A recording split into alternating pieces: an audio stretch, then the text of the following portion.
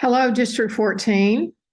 My name is Debbie Thompson, and I'll be the facilitator of this video, How to Be a Law-Abiding Judge.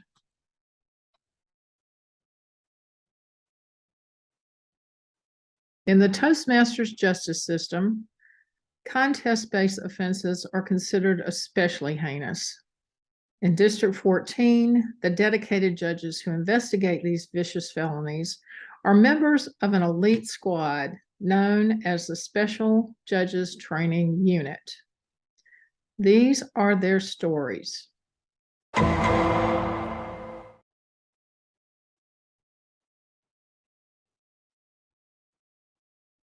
This is the District 14 speech contest team for 2022-2023.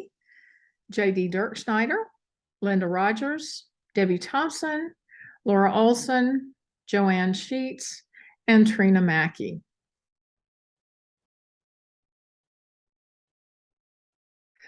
This session is based on the 2022-2023 contest rulebook. Because Toastmasters updates this rulebook every year, please make sure that you always use the most current version of the rulebook and the forms.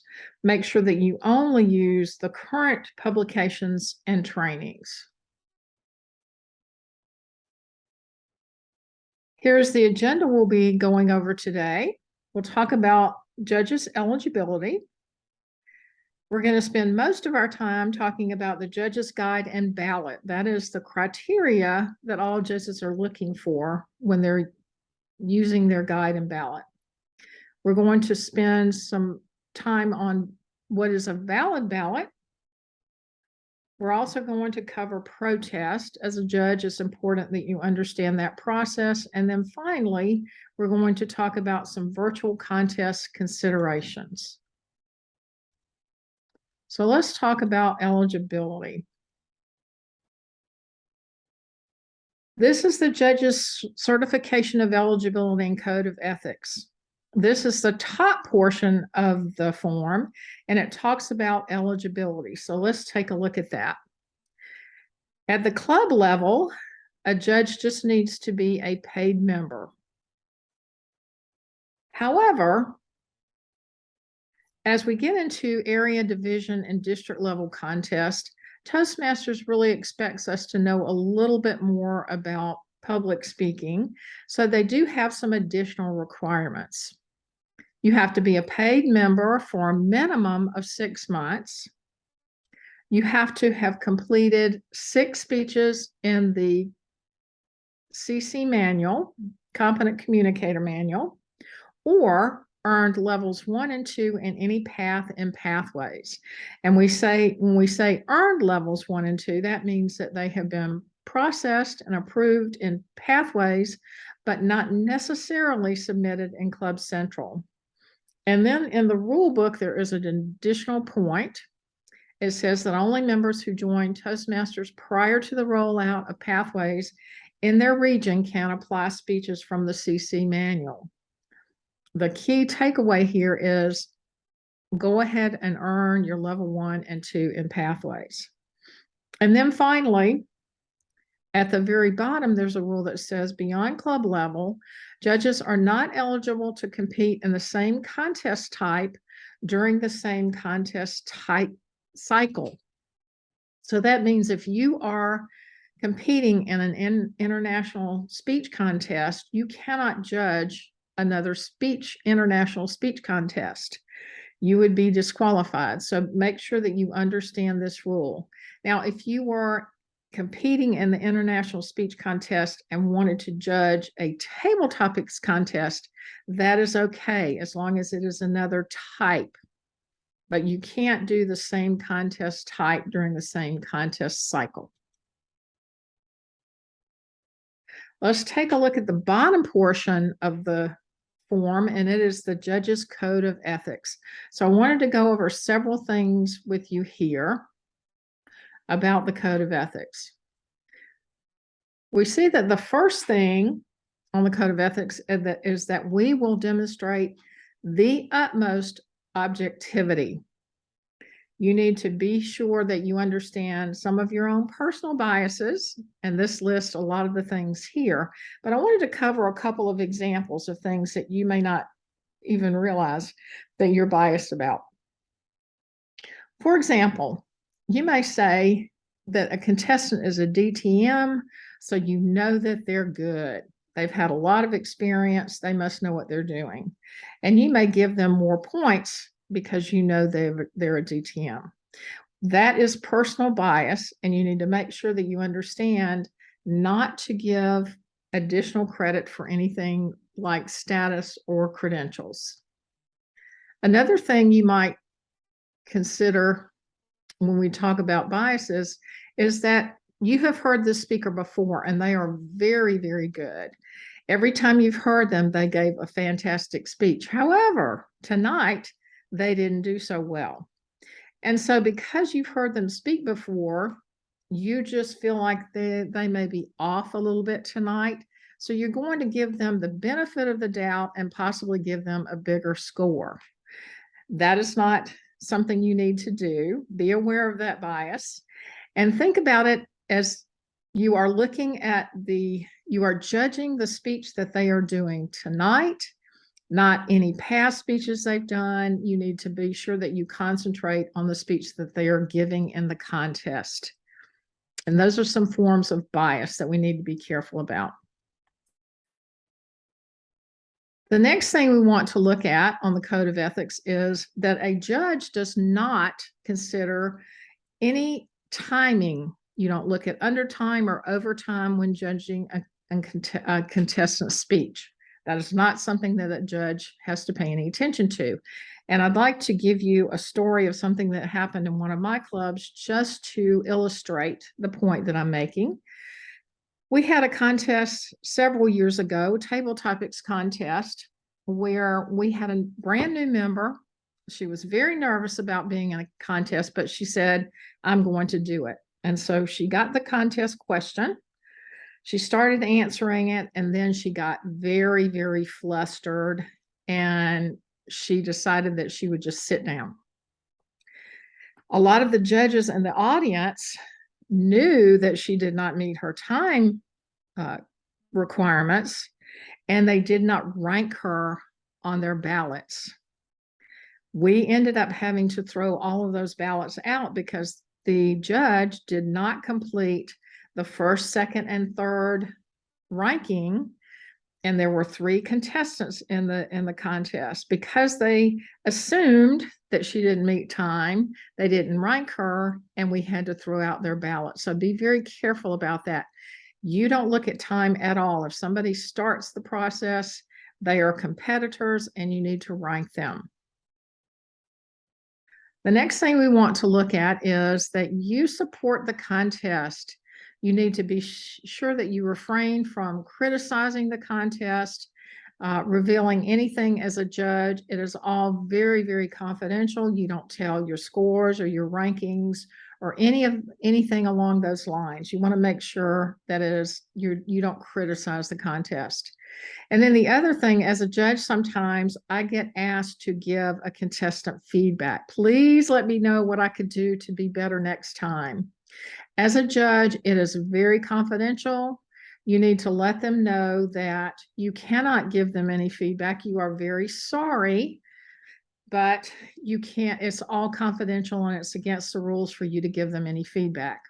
So a lot of times I tell contestants, if they want feedback, they need to make sure they get someone who is not a judge, maybe a friend or somebody else in the club, to come and sit and give them feedback. Even somebody in the audience who is not an official, you might just say, please give me some feedback when my speech is over.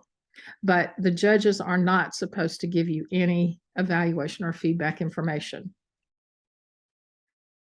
The next thing we want to talk about is, under Code of Ethics, you're saying that you are not a member of the same club as any contestant when judging at the division, district, semifinal, or international level. As a best practice, I always tell people, if you can, I would extend this rule to the area contest as well. And so let me explain why I say that. I was in an area contest several years ago when I had a contestant from my club in the contest. And I remember thinking that I've been over so far the other way. I was trying to be objective and not show favoritism to my club member, that I think I went too far the other way and I didn't give him as many points as he deserved. And so it's very hard to be objective and impartial when you've got somebody in your club that you've seen give speeches before. If at all possible, I would extend this also to the area level, but it's definitely at the division, district, semifinal, and international level.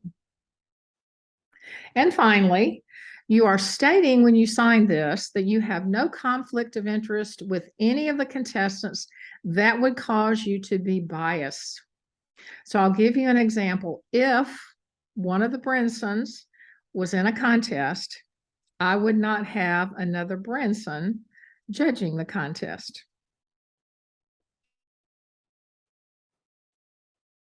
Let's take a look at the judge's guide and ballot. Okay. There are several types of contests that I want to review. The international contest, humorous, table topics, tall tales, and evaluation. These are the contests that Toastmasters International has told us that we can have at the district level. The international contest has an asterisk beside it because this is the one that Toastmaster requires all of the districts to have. It starts at club level and goes from area to division to district. And then this is the contest that goes all the way to the World Championship of Public Speaking. This is the one that Toastmasters, as I said, tells the districts that we must have. Then many districts choose another contest that they will have. For example, in District 14, we have decided, our leaders have decided that we will have the international contest and the table topics contest. Those are the two that will go all the way to the district level. The humorous contest is humor with a message and purpose. Table topics is the best of impromptu speaking. Tall tales, which we haven't had in this district for a long time, is also one of the contests we can have, and this is based on exaggeration and mystery. And then finally, the evaluation contest is to highlight our fabulous feedback at its best. Our district determines at the beginning of the year which contest to continue to the district level. Let's talk about the judge's guide and ballot. Each contest type has a specific ballot that they use to help the judges determine and rank their first, second, and third place. With the tiebreaker judge, they would rank every contestant. And so they would use this form. One thing I wanted to point out is that this form has a back page. So whether you see it as a front and back document, or whether you see it printed with pages 1 and 2, make sure that you always look for the second page, because this has the details on it. This tells you not only the categories, but gives you information and details about what that category stands for. The front page has a synopsis, but it's not the detail that you need in order to understand the judging. So make sure you read over the second page. Let's take another detailed look at the form itself. If we look at the top part of the form, this is what we call a worksheet. This is something that the judges would use to make their own notes, to list all the competitors across the top, and to help with scoring. But consider this your worksheet. No one else sees it. It's only used by you. You make the notes that you need, but no one will see this. Because when you turn in the official ballot, you take the worksheet off. You divide the worksheet. Now, if we look at the bottom portion of the ballot, this is your official ballot, judge's official ballot.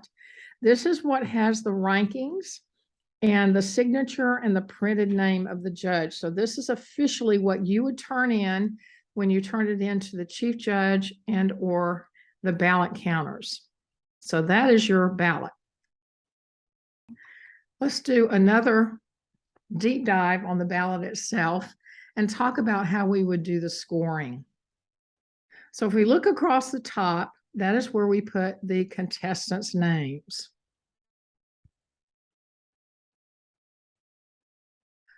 I have here that the contestant is Cindy Lauper. So what I'm going to do when Cindy is giving her speech, I'm making notes. When she gets through, I'm going to look at speech development, and you'll see that it's got excellent, very good, good, and fair suggested point values. Some of them are ranges and some of them are point values.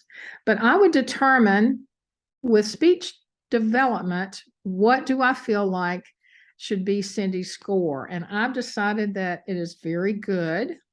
If I look at the very good column, I'll see that that's from 14 to 19 points. So I want to give Cindy points about halfway through that range. And so I've chosen 17. If I look at effectiveness, I actually thought the effectiveness was excellent. So I'm going to the excellent column. I'm going to see the points for excellent, and that is 15. Then I'm going to look at speech value. When I do that, I decide that I think Cindy's speech value is also very good. It has a range from 11 to 14, and I want to give her points at the highest level of that range. And so I chose 14 here. You would do the same thing for every category as you go down the judge's guide and ballot, and then total your points at the end. But I wanted to remind you, this is your worksheet. So think about things that would help you make decisions and rank your contestants. You might want to put not only the contestant's name, but the speech topic or the speech title. If you think about a district contest, for example, there may be up to 8 different speakers, and they tend to all run together after a time. And so you might want to make notes just to say what that speaker talked about, so you can easily remember when you go back and look over everything. The other thing you might want to do is, put plus or minus points there, something that says, okay, that wasn't extremely effective. I'm going to put some minus points. So it just reminds me that I might not want to give them an excellent score. And so that can be helpful. Whatever will help you make your notes and help you make your decision on ranking. So let's start by looking at the first 4 contests: international, humorous, tall tales, and table topics. I wanted to review these together because they have similar criteria and they have the same 3 categories: content, delivery, and language. So let's start off by looking at content. You'll see that content represents a significant percentage of the overall points and the contest ratings. Tall tales is 30%. That's a little bit low, but you'll see that international humors and topics all have 50% or higher. So that's a lot of the percentage for the overall totals. Let's look at speech development. Speech development is a category that has points across the board for all 4 contests. If we look at the category, we'll see that speech development means that this speech has a purpose. It is structured in a way that we can see an opening, a body, and a conclusion. It is organized. It engages the audience attention. As an opening, it makes an impact, and then as a closing, it has a significant conclusion. It also says that the speech is made up of relevant examples like facts and figures and stories and anecdotes and things like that. And so it's all very, very relevant, organized, and structured around a purpose. If we look at effectiveness, we'll see that that is not something that is counted in tall tales, but it is in the other three contests. So let's take a look at that. If we look at effectiveness, that is saying how the speech came across. Did you feel like it was an effective speech? Was it appropriate for the audience? And did you understand the speaker's purpose? So that's all very important. And that's something we look at with effectiveness. Something that is critical and something you need to pay attention to as a judge. In table topics, it mentions, did the speech relate directly to the given question or topic? And so this is important because a lot of times when we do table topics at club level, we actually tell people, if you don't like the question, just change it or misdirect it. You can do whatever you want to. However, in a speech contest for table topics, you cannot do that. So as a judge, make sure you understand that rule. Our next category is speech value. And so if we look at that category, we only see it in the international and the humorous contest. It's 15% of the points. It means that when we say speech value, that the speaker has a responsibility to say something meaningful. And you should feel like, as an audience, you should feel like they made a contribution to your thinking. And so this is very important. Another thing I wanted to mention is it is exactly the same criteria, word for word, when you look at the humorous and the international contest. Even the humorous contest needs to have speech value. So you as a judge need to understand whether you consider washing your car or ending world hunger something meaningful. The final category under content is audience response. And we can see that this is only seen in the humorous contest, but it does make up 15% of the overall points. This is the audience reaction to the speech. Can you tell if they are laughing, smiling, paying attention? Are they actively listening to the speaker? Those are all things that are pretty easy to determine when you're in person, when you can see the audience. However, we need to talk about online and hybrid contests, because once you get into an online contest, Toastmasters International tells us to tell the audience to turn off their videos and turn off their microphones. Some of that has to do with bandwidth, so that is the suggestion and the best practice.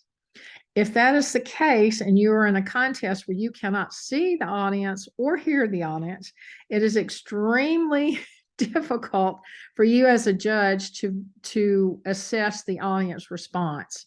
And so this is something that I tell my judges when I do a judge's briefing, is to just, if we're in a situation where you can't see the audience or hear the audience, that you disregard this category altogether, because there's no way that you can make any kind of recommendation.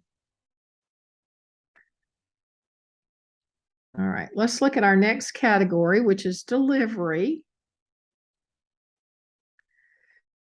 Our delivery, you can see, is made up of physical, voice, manner, and speech techniques. And it is something that is across the board, 30%, with the exception of tall tales, which delivery counts for 55%. So you can see the difference between tall tales and some of the other speech contests.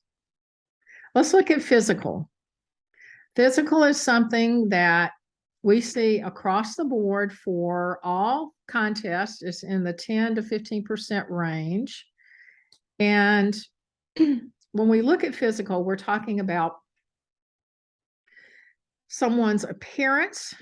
We're talking about body language, how they're using gestures, expressions, how the appearance reinforces the speech. And so sometimes I've seen judges who take a look at the appearance. If someone is wearing a suit and tie, that does not necessarily mean that you would give them more points than someone else.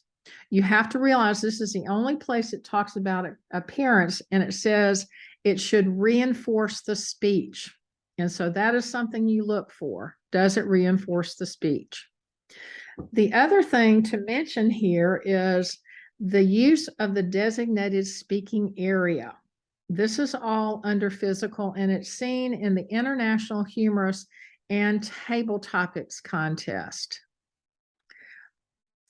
If we look at what it means to say that they stay within the designated speaking area, you can give points or take points away for this particular item. And many years ago, I had heard that if you stepped outside of the designated speaking area, you were automatically disqualified. Well, they have changed that. However, as a judge, it is something that you can give or take points for. And I'd like to go over first the designated speaking area in an in-person contest.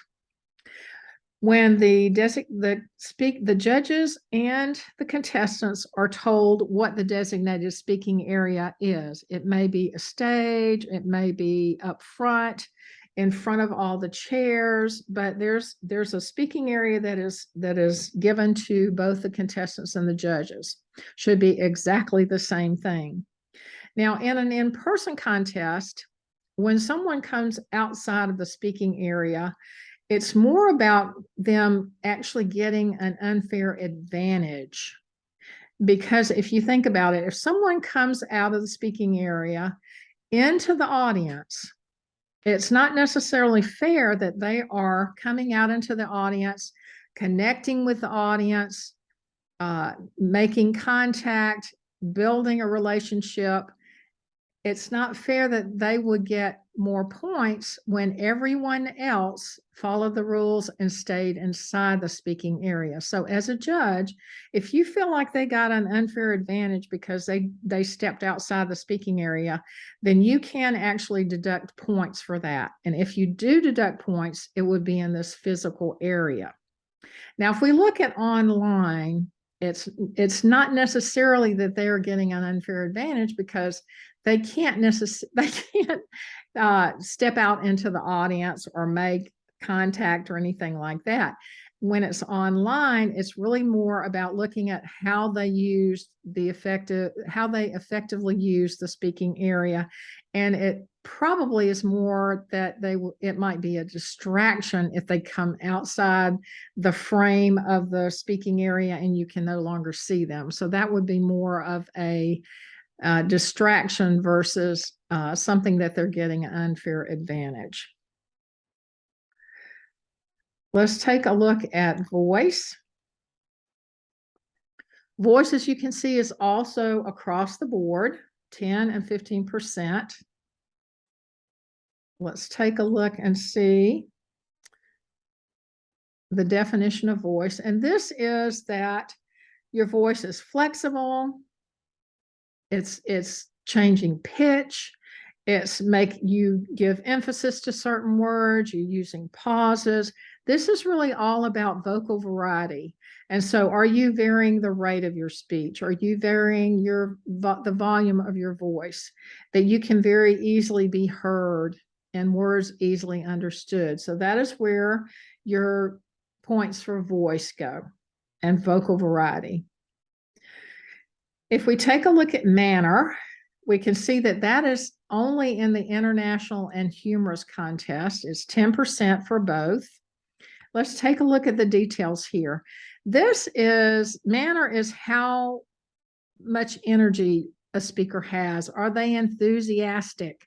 Are they very assured when they are in front of the audience? Are they confident? And so those are some of the things that you look at when you talk about manner in a speech under delivery. And finally, and the last category under delivery is speech techniques.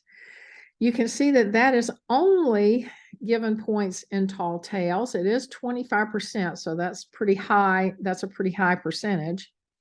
Let's take a look at what speech techniques are. So in a tall tales contest, these are skills that you use when you use exaggeration or you use puns and humor, and your speech may have a real surprise twist or a climax at the end.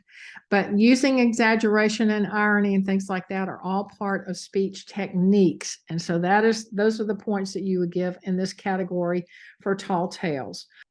Let's take a look at the category of language.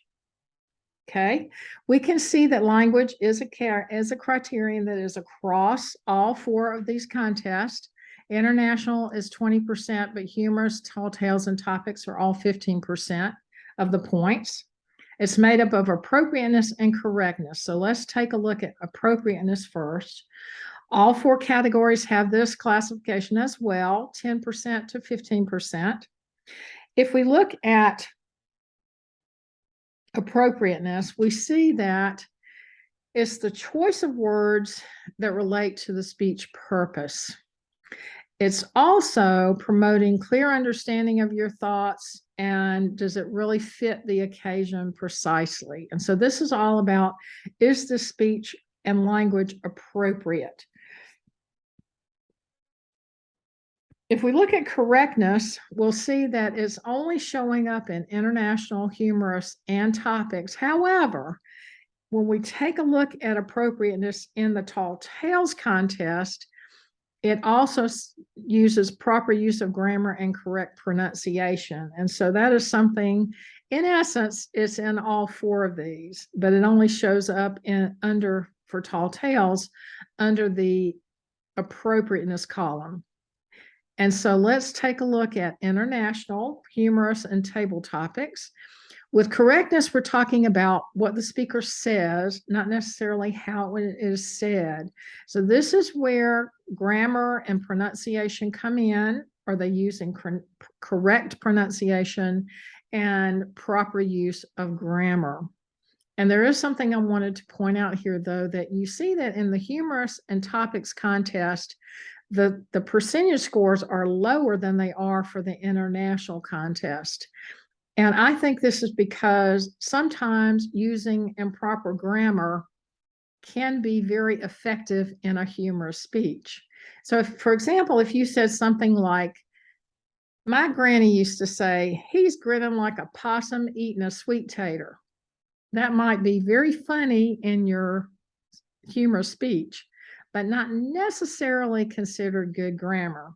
So there are less points under correctness in the humorous contest. If we go to the rule book, there are additions for every contest type. And so for international, if we look at the judge's guide and ballot, we've already viewed that. But if you go to the rule book, you have some additional comments.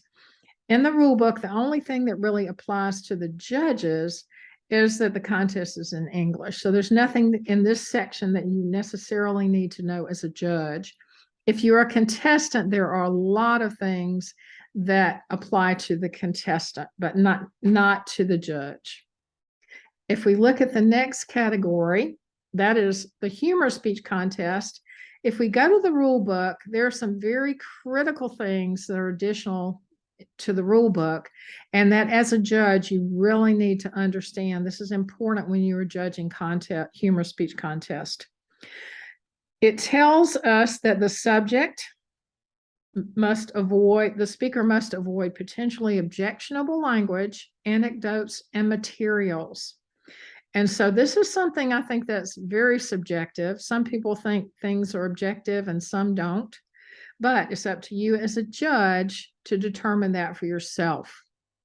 The other thing that it mentions that is extremely important is that the humor speech must be thematic in nature. That means it has an opening, a body, and a closing. It is not a Comedy Central monologue. It is not a series of one-liners or a joke, joke, joke. It has to be a speech with an opening, body, and closing. And so that is very important as a judge that you understand that distinction. In the rule book for tall tales, some of the additions are that tall tales must be of a highly exaggerated, very improbable nature and have a theme or plot. And so again, this is a structured speech, but it is very exaggerated and improbable.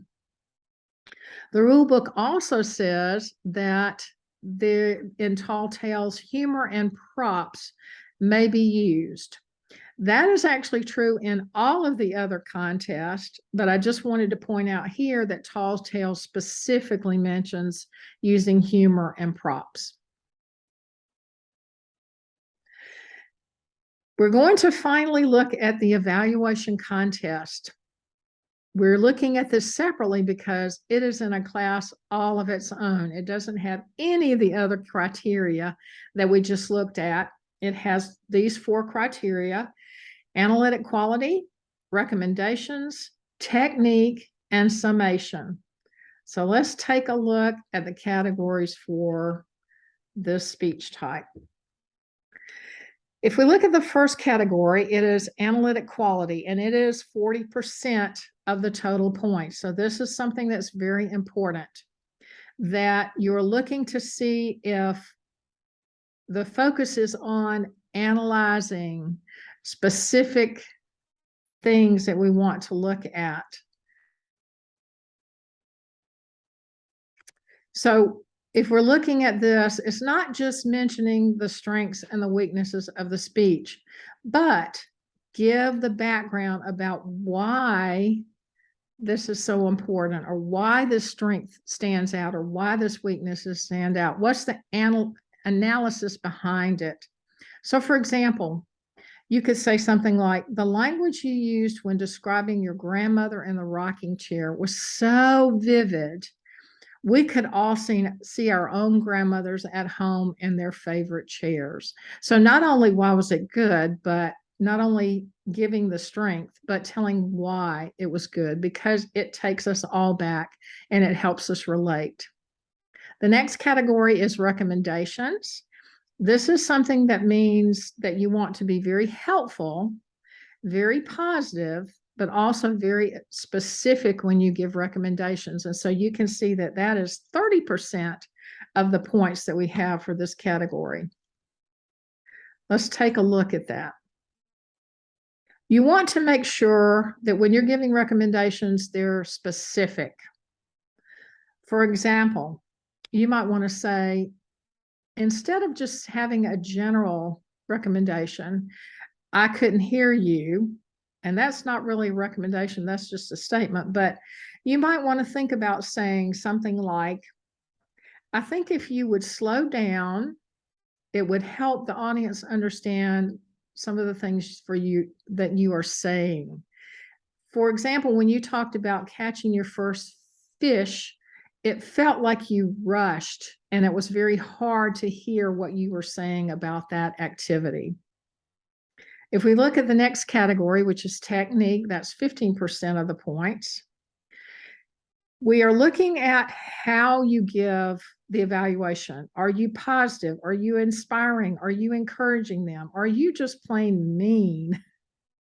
So when we look at this, we want to make sure that what they're giving us is encouraging advice and that we are being very positive about it. And you don't want to say things like, you have to, or you must, or you just ruined that speech. We don't want to say anything that is mean-spirited. We want to always be encouraging. So this is where you would count points against technique. And finally, if we look at summation, this is where the contestant is being told to summarize the contents and end on a positive, encouraging note. And so that is 15% of the points. And I've seen some district contests where there was no summary at the end, but you realize this is 15% of your speech. And so you need to, at the end, you need to offer the contestant a summation and say, I suggest that you continue doing this and this as we talked about and not do this and this. So you're summarizing what you have said in your evaluation speech. I wanted to talk about a couple of other things when we look at a strong evaluation speech. So as a judge, you need to watch for these things as well.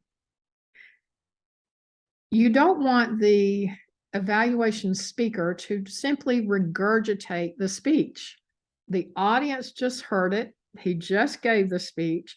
You don't want to hear things like, you said this, and then you told us about this, and then you told us about this, and then you led us on a journey about this. That's simply telling us what we just heard. What you want to do is give examples, but tell why it was important or strong or distracting. You want to give the why and the analysis behind it, not just restate the speech. The other thing you want to be aware of as a judge is that this is not, an evaluation speech is not a walk down memory lane. It is not something where you hear people turn around and give a speech on their own, not an evaluation. And I've heard speeches like this that the evaluator says, when you talked about your Hawaiian vacation, it reminded me of the vacation that my family and I took back in 2009. And we went to this and we did this and we saw the hula dancers. And so their speech ends up becoming a speech of their own and not an evaluation. And so those are just additional things to be aware of. So let's look at what constitutes a valid ballot.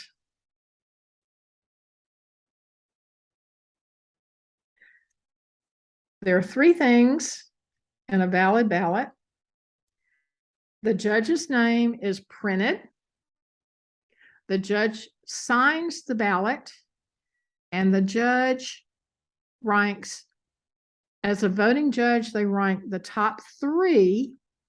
As a tie-breaking judge, they rank all of the contestants. That's very important. So when the tiebreaker judge is briefed, they need to understand that they rank every candidate, every contestant. You need to put one name per line, and you cannot submit a ballot that has a tie. You need to break your own ties, however you do that, but you need to submit your ballot with no ties on it. Invalid ballots cannot be counted. So you want to make sure as a judge that you have done your best, but you want to make sure your voice is heard. And so be careful about making sure your ballot is valid. So let's look at the two ballots for judges and for tie-breaking judge. We look at the top and we can see that that has a place for signature, a place for the judge's printed name, and then the rankings for the top three. If we look at the tiebreaker judge, we can see the difference here is that they also have signature and a space for printed name. However, they must rank all of the contestants. If there are 6 contestants, then they need to put 6 names here. And so that is how the difference between the tie-breaking judge and the voting judges.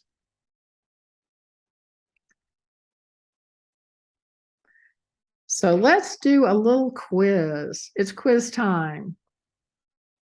Take a look at this ballot and tell me, is this ballot valid?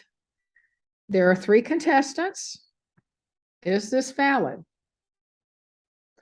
The answer is no. And can you tell me why? That is correct. This ballot does not have the signature of the judge. Very important. Is this ballot valid? Ballot. That's hard to say. There are 2 contestants in this contest. Is this valid? The answer is yes, absolutely. The judge has signed it, has printed their name, and have listed the rankings of the 2 contestants. One more. Is this ballot valid? There are 3 contestants. And the answer is, heck no, this is not valid. It is extremely difficult, if not impossible, to tell exactly what this judge wanted to rank in their first, second, and third place. Things are crossed out, things are X'd out, things are circled. There are arrows everywhere. So this is not a valid ballot and it would be thrown out. All right, at this point, let's take a look at protest. This is not something that we can turn our backs on. It's very important. So as a judge, let's take a look at a couple of things that can be involved in a protest. And as a judge, you need to understand this because you are, as a voting judge, it is your responsibility if you feel like originality is not there, that you protest the speaker. So originality says that 25% or less of the speech can be devoted to someone else's content. That can be either quoting, paraphrasing, or referencing someone else's content. When we look at this, we also need to understand it is 25% or less, but it also says that if you do reference someone else, a quote, a paraphrase, or reference content, you must identify during your speech presentation. So you have to attribute it to that person or to an anonymous writer or something like that. You have to attribute it so people know that it's not your content. The other rule that is relatively new, I think it came out last year, but it was updated this year. So it has a diamond beside it as a new rule. But this is referencing another contestant. So a contestant must not reference another contestant or a speech presented by another contestant during their speech at the same contest where they are presiding. This is an important distinction because it's different than a club speech. You know, we sometimes see club speakers reference another speaker or speaker's point in their own speech, and it's actually considered an advanced technique because a lot of times it's very difficult to pull in someone else's speech in an impromptu manner within your speech. So that's considered a technique. However, in a contest, you cannot do that. You are not allowed to talk about another contestant or their speech when you are in your contest. And so that's very important that we distinguish between what is okay in a club and what is not okay in a contest. Let's talk about the protest process. And so if we look at the protest process, we see that protests are limited to eligibility, originality, and reference to another speaker's content. So we just talked about originality and reference.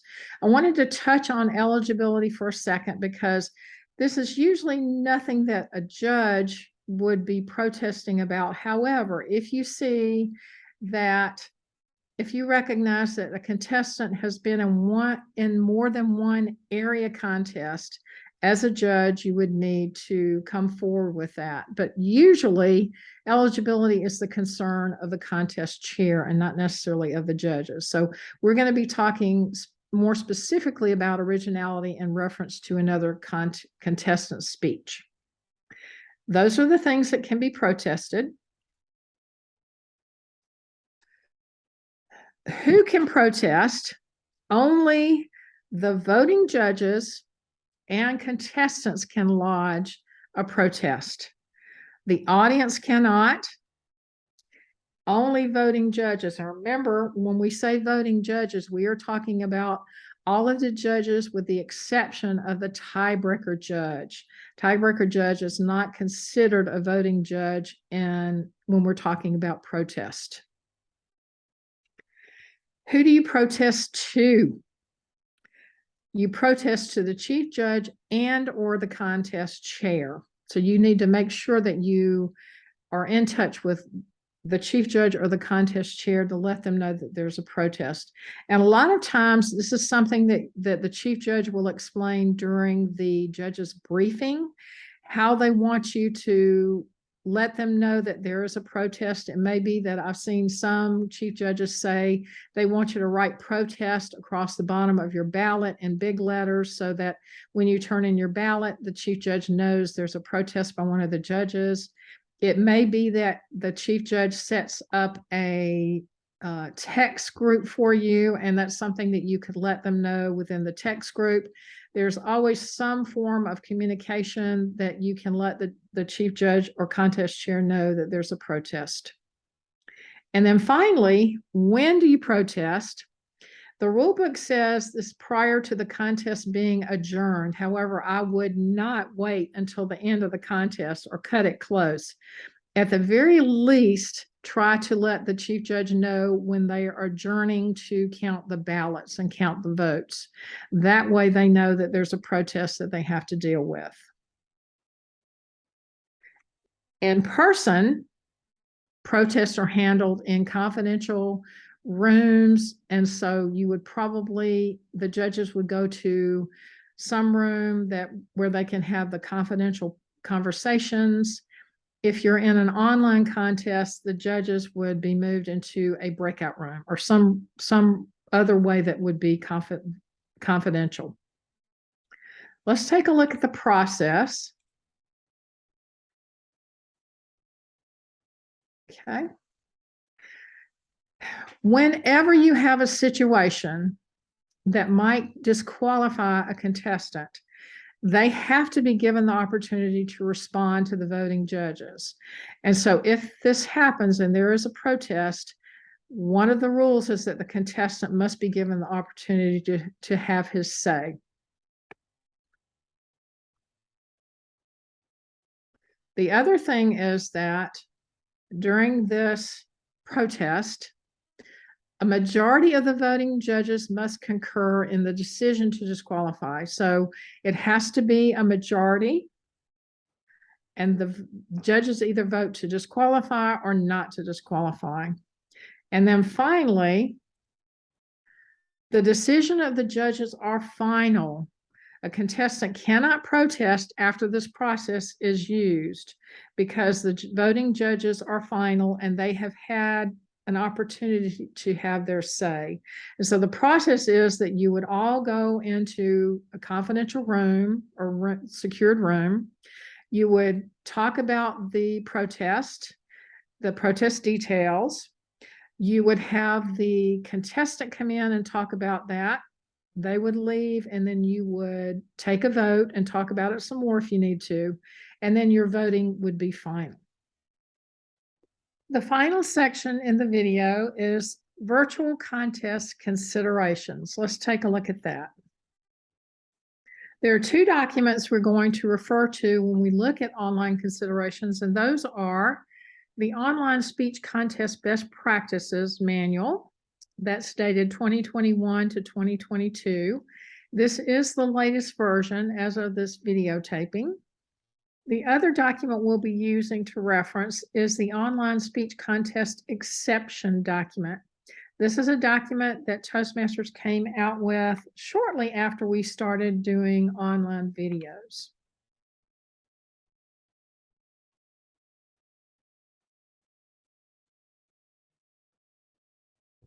There are a couple of things that you will probably discuss in your judge's briefing.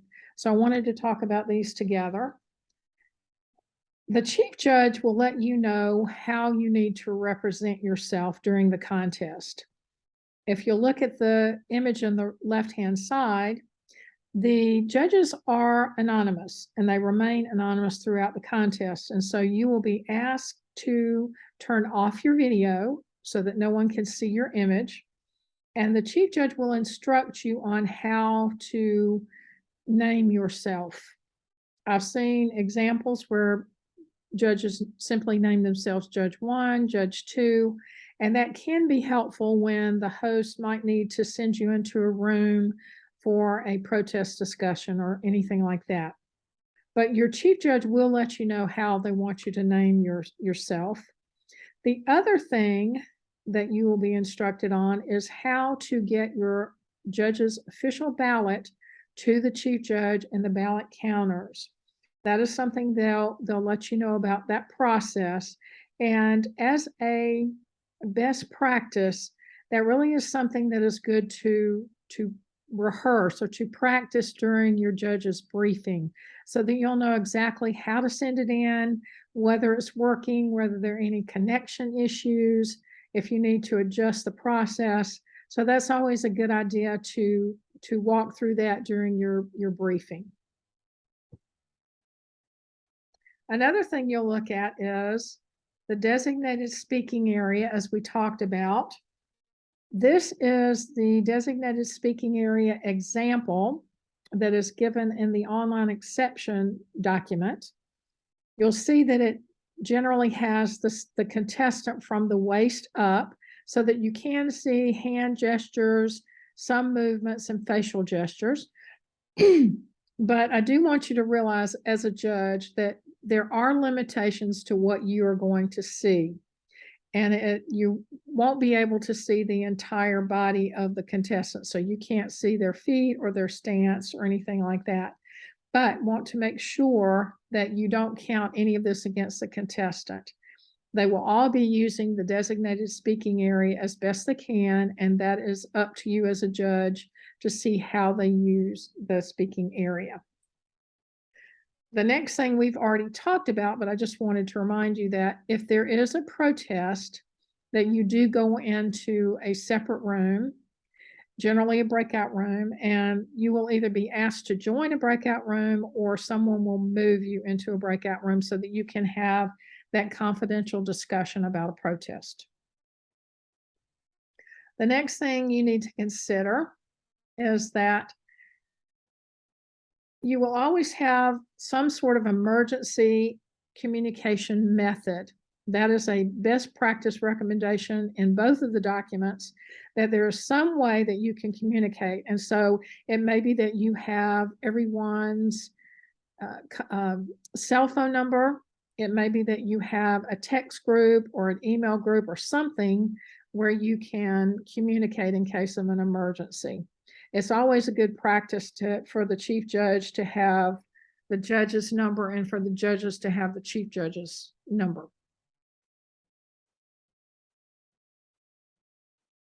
One other thing to consider in online contest is that you should not take into consideration a contestant's audio or video quality. What we mean by that is, of course, you've got to be able to hear and see the contestant. However, you don't want to give points for who has the best lighting or who has the best microphone. We don't expect our contestants to have to go out and buy very expensive audio equipment or video equipment. You would simply use the judge's guiding criteria that we've talked about and not consider the quality of the audio or quality of the video. And finally, for the sake of an online contest, when the contestant looks at the camera, it is considered eye contact.